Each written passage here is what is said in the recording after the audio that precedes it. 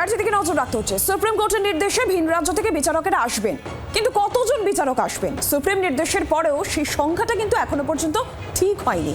Training নিয়ে কবে তারা কাজে নামবেন, কবে কাজ শুরু হবে, কবে শেষ হবে, সেই পুরো প্রক্রিয়া নিয়ে এখনো পর্যন্ত কমিশন কিন্তু অন্ধকারেই রয়েছে। আর এর মধ্যে এসআইআর এখনো 60 লক্ষের নথি নিষ্পত্তি বাকি রয়েছে, এখনো বিপুল কাজ বাকি রয়েছে। তবে এই যে ভিন রাজ্য থেকে কাজ শেষের জন্য, দ্রুত নিষ্পত্তির জন্য ভিন রাজ্য থেকে বিচারকদের নিয়ে আসার কথা সুপ্রিম কোর্ট যেখানে বলেছে, সুপ্রিম কোর্টের নির্দেশ রয়েছে, কিন্তু সেই সংখ্যাটা ঠিক কত এবং তারা কখন আসবেন এবং তারা ট্রেনিং নিয়ে কাজ শুরু বা শেষ কিভাবে হবে, এই সমস্ত বিষয় নিয়ে এখনো পর্যন্ত কমিশন অন্ধকারেই রয়েছে। এবং এর মধ্যেই এসআইআর এখনো 60 লক্ষের নথি নিষ্পত্তি বাকি। আমরা গোটা বিষয় নিয়ে জানবো। অর্কদীপ্ত মুখোপাধ্যায় প্রতিনিধি সরাসরি রয়েছেন আমাদের সঙ্গে। অর্কদীপ্ত, তাহলে এই মুহূর্তে তাহলে পরিস্থিতি কোন জায়গায় দাঁড়িয়ে? এই 60 লক্ষ ভোটার ভোট দিতে পারবেন?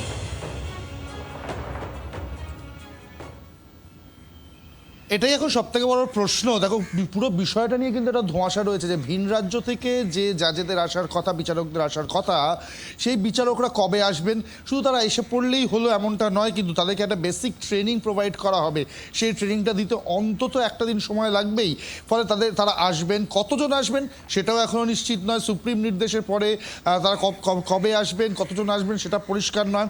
আসার পর তাদেরকে ট্রেনিং দেওয়া হবে, তাদের যা যা কোয়ারি থাকবে সেগুলো উত্তর দেওয়া হবে, সেগুলো ব্যাখ্যা দেওয়া হবে, সেগুলো তারপরে তাদের কাজ বোঝানো হবে, তাদের জন্য লগ ইন আইডি ক্রিয়েট করা হবে, তাদের পোর্টালটা বোঝানো হবে এবং তারপরে সেই ক্রেডেনশিয়ালস দিয়ে তারা ঢুকবেন কাজে, পোর্টালে ঢুকবেন। ফলে সব মিলিয়ে এই পুরো বিষয়টা নিয়ে এই ধোঁয়াশা, এবং এর জন্য এই যে 60 লক্ষ ভোটারের নথি তারা চেক করবেন, সেই 60 লক্ষ ভোটারের সকলের নামই কি ডিসপোজ করা সম্ভব হবে? এটা হচ্ছে সব থেকে বড় প্রশ্ন। 28 তারিখে তালিকা বেরিয়ে যাওয়ার পর সাপ্লিমেন্টারি লিস্ট আসতে থাকবে একটার পর একটা। যখন যে সাপ্লিমেন্টারি লিস্ট আসবে, যতজনের নাম আসবে সেই নামগুলো অ্যাড হতে থাকবে তালিকাতে। কিন্তু এই 60 লক্ষ নাম কি তালিকায় অ্যাড করা সম্ভব হবে? কারণ সময় খুব কম এবং নমিনেশন প্রসেসের আগেই কিন্তু এই পুরো কাজটা শেষ করে ফেলতে হবে। যদি 60 লক্ষের মধ্যে কিছু নাম বাকি থেকে যায়, কয়েক লক্ষ নাম বাকি থেকে যায়, তারা কিন্তু ভোট দিতে পারবেন না, এবারে ভোট প্রক্রিয়ায় অংশগ্রহণ করতে পারবেন না। তাদের অপেক্ষা করতে হয় ভোট শেষ হয়ে রেজাল্ট বেরিয়ে যাওয়ার পর, তখন গিয়ে আবার তারা নাম তুলতে পারবে। এইটা যেরকম একটা বিষয় রয়েছে যে এই 60 লক্ষ ভোটার, তাহলে তারা কি করবেন, ভোট দিতে পারবেন কি পারবেন না? আর এর মধ্যেই এসআইআর আবহে এবার ফর্ম 7 নিয়ে শ্রমিক ভট্টাচার্য নতুন দাবি রাখছেন যে পুড়িয়ে দেওয়া ফর্ম 7 নতুন করে জমা দিতে হবে, এবং এটাও বলা হচ্ছে নো এসআইআর নো ভোট। আমরা এই বিষয় নিয়ে কথা বলবো। অর্কদীপ্ত,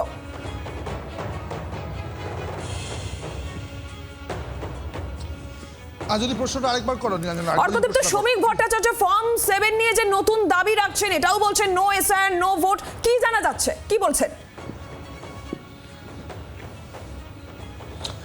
দেখো, নো এসআইআর নো ভোট এই বিষয়টা কিন্তু অনেকদিন ধরে রাজ্যের বিরোধী দল বলছে। ইনফ্যাক্ট কমিশনও কিন্তু জানিয়ে দিয়েছিল যে এসআইআর ছাড়া ভোটে যাওয়া যাবে না।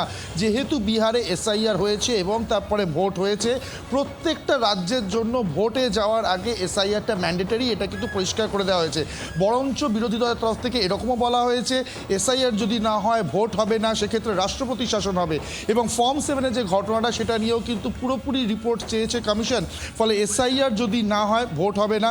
ফর্ম 7 যদি প্রপারলি সাবমিটেড না হয়, সেটা নিয়েও কিন্তু কনফিউশন থেকে যাবে। কারণ ফর্ম 7টা হচ্ছে নাম ডিলিট করার বা নাম মুছে দেওয়ার ফর্ম। অর্থাৎ যদি কেউ মারা গিয়ে থাকেন বা কোনো পার্টিকুলার কনস্টিটিউয়েন্সি থেকে যদি কেউ পার্মানেন্টলি শিফটেড হয়ে গিয়ে থাকেন, সেক্ষেত্রে ফর্ম 7 ফিল আপ করা হয়। কিন্তু সেই ফর্ম 7 যে পুড়িয়ে দেওয়ার ঘটনা ঘটেছিল, সেই ঘটনার নিষ্পত্তি কিন্তু এখনো হয়নি। কমিশন রিপোর্ট চেয়ে পাঠিয়েছিল, কিন্তু তারপরের পদক্ষেপ কি সেটা কিন্তু এখনো পরিষ্কার নয়। সুতরাং সেগুলো যতক্ষণ না পরিষ্কার হবে, এসআইআর যতক্ষণ না কমপ্লিট হবে, ভোট হওয়ার কোনো সম্ভাবনা নেই। এই দাবি শ্রমিক ভট্টাচার্য রাখছেন।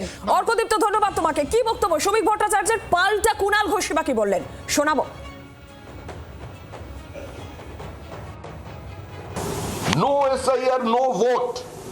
আমাদের যা ফর্ম 7 আগুন লাগিয়ে দেওয়া হয়েছে, আমাদের প্রত্যেকটা অভিযোগকে গ্রহণ করতে হবে। গণেশ কুমার সাহেবের কলকাতায় আসার প্রয়োজন আছে। তিনি এসে মুর্শিদাবাদ দেখুন, দমকল দেখুন, কোন পরিস্থিতির মধ্যে দিয়ে এ রাজ্যে এসআইআর সংগঠিত হচ্ছে, এটা চাক্ষুষ দেখবার জন্য অন্তত তিনি একবারের জন্য আসুন এখানে। তো নির্বাচন কমিশনের কাছে আমাদের আবেদন একটাই, শেষ অভিযোগপত্র পর্যন্ত শুনানিকে শেষ করতে হবে। আরে শ্রমিক ভট্টাচার্য, হারবেন তো মশাই আপনারা। নাচতে না জানলে উঠোন বাঁকা। বাংলা টাকা আটকে রাখবেন, 100 দিনের টাকা দেবেন না, আবাসের টাকা দেবেন না, 1,96,000 কোটি বকেয়া রাখবেন, বাংলায় সিবিআই ইডি দিয়ে এনআইএ দিয়ে হয়রান করবেন। দিনের শেষে আপনাদের চক্রান্ত ব্যর্থ হবে, আর যেটাতেই আপনারা ভোট করুন, বিজেপি গুহারান হারতে চলেছে বিপুল সংখ্যক আসন নিয়ে।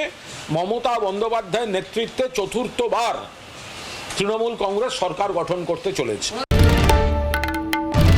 বাংলার আওয়াজ, বাঙালির আবেগ, জি 24 ঘন্টা।